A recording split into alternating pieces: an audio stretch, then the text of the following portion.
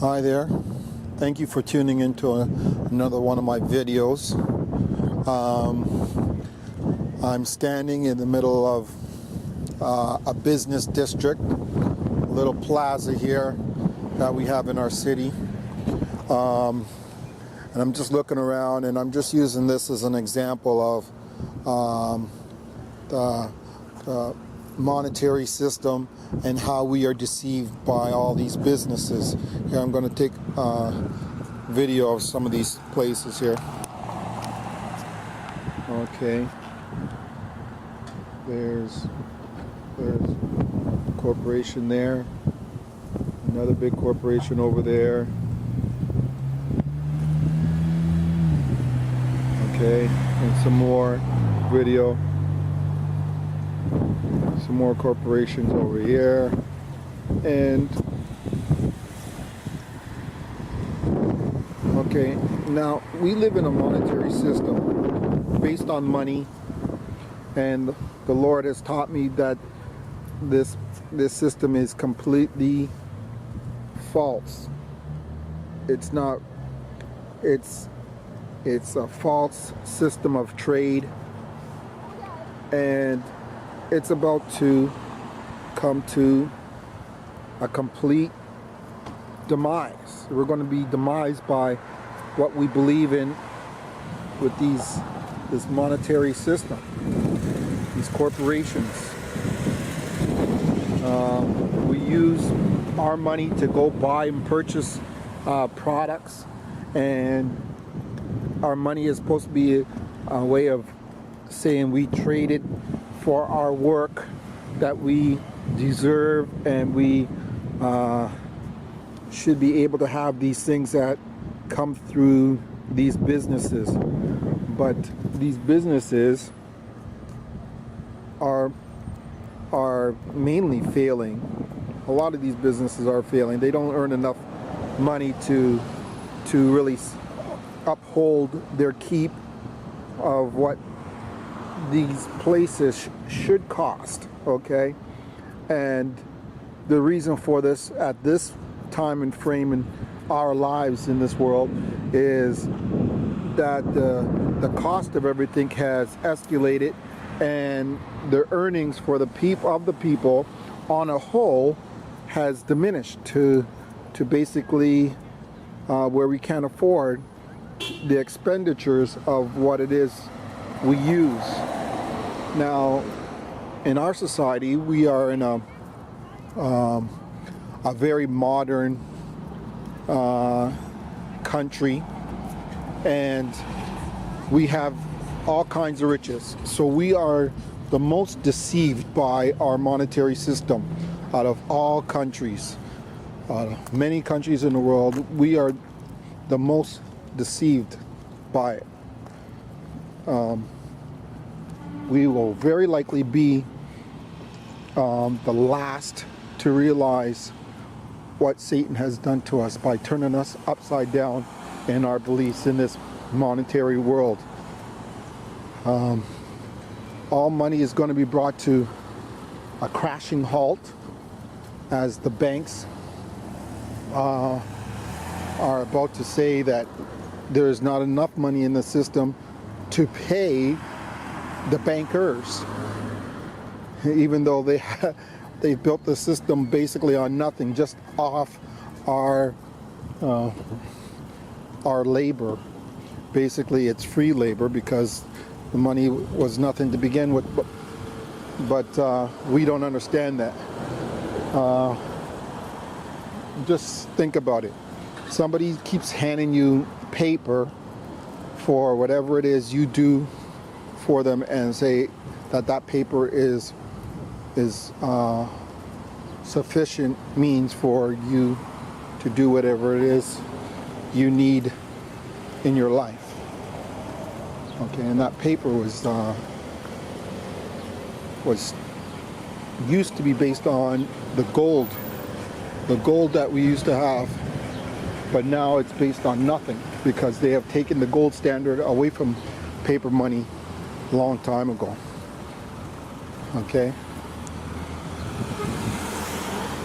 long time ago, the gold is no longer a means of, in any kind of shape or form, as a means of money.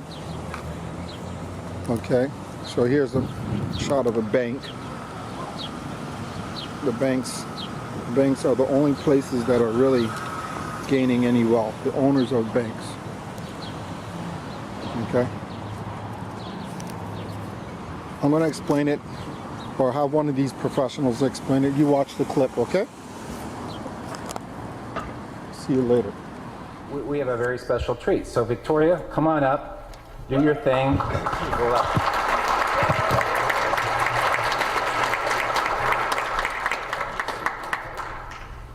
Have you ever wondered why Canada is in debt?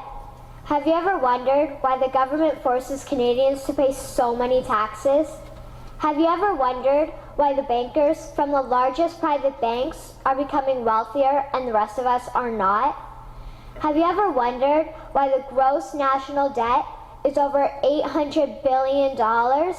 Or why we are spending $160 million a day on the interest of the national debt? That's $60 billion a year. Have you ever wondered who receives the $60 billion?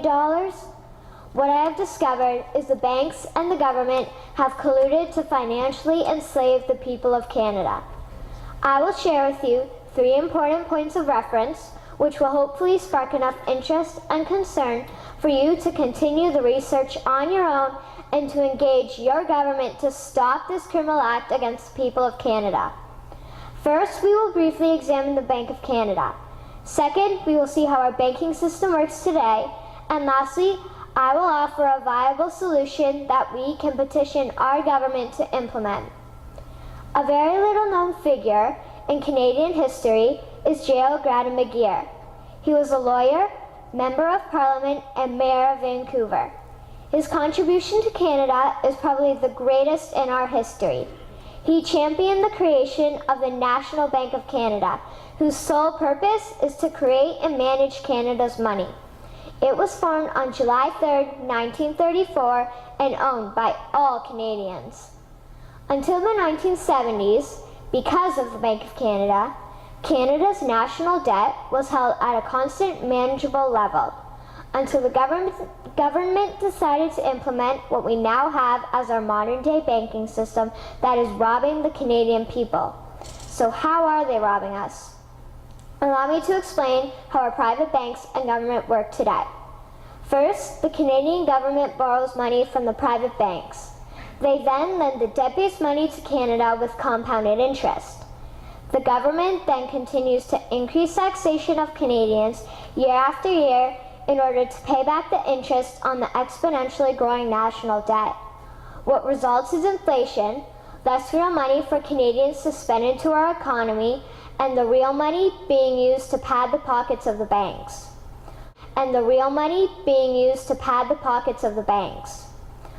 Also, the government gave the banks the ability to loan out money that doesn't exist in the form of loans. When a bank gives you a mortgage, which literally means a death pledge, or a loan, they don't actually give you money. They click a key on a computer and generate the fake money out of thin air. They don't actually have it in their bank vaults. The government gave the banks the ability to loan out money that doesn't exist. Presently, the banks only have $4 billion on reserve, but they have loaned out over $1.5 trillion. To quote Graham Towers, each and every time a bank makes a loan, a new bank credit is created. New deposits, brand new money. Broadly speaking, all new money comes out of a bank in the form of loans. As loans are debt, then under the present system, all money is debt.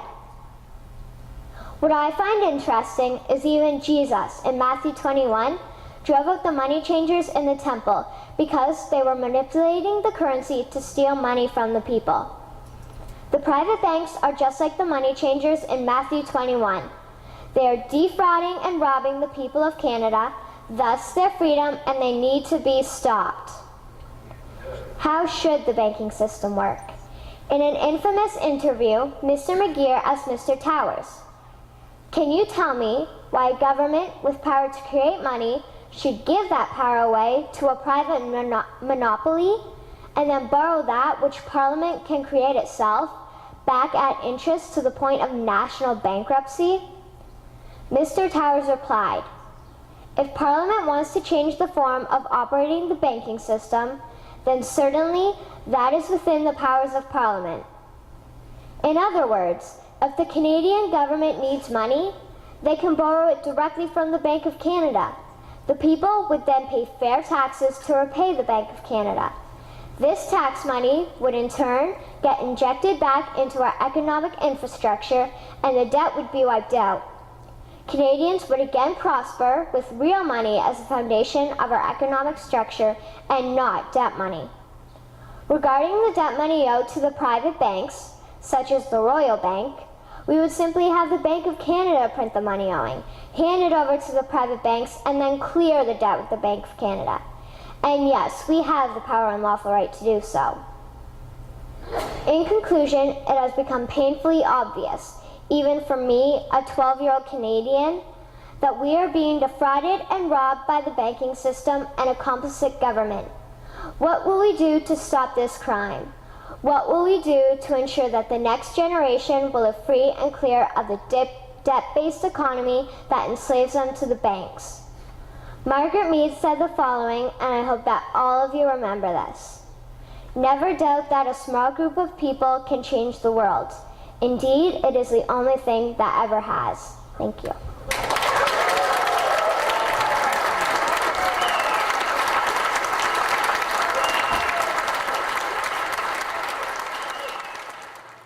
Well, I know you didn't expect that.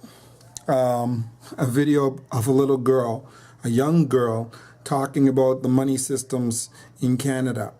Well, whatever she said was exactly right.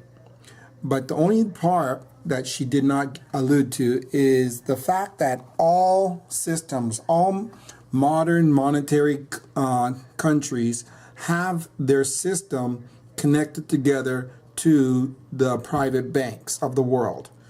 And these are the people that control the whole system, the whole of everything.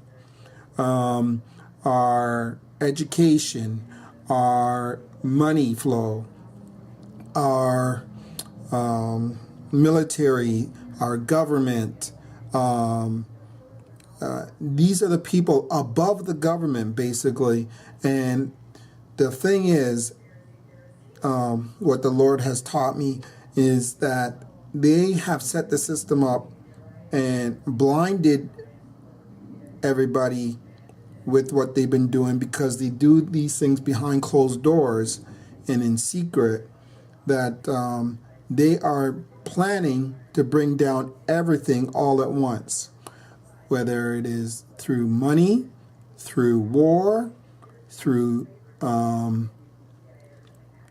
anything that we deem necessary, our needs to live, fuel, food, our health system. All these systems are about to crash all at once because they're all tied together. And this is what the enemy wants. He wants, he has told his disciples that he would give them the whole world. And this is what they are working towards. But Jesus never told you, or Jesus never told you that. He told you to be aware of the times of the end of the age. Find Jesus Christ and repent.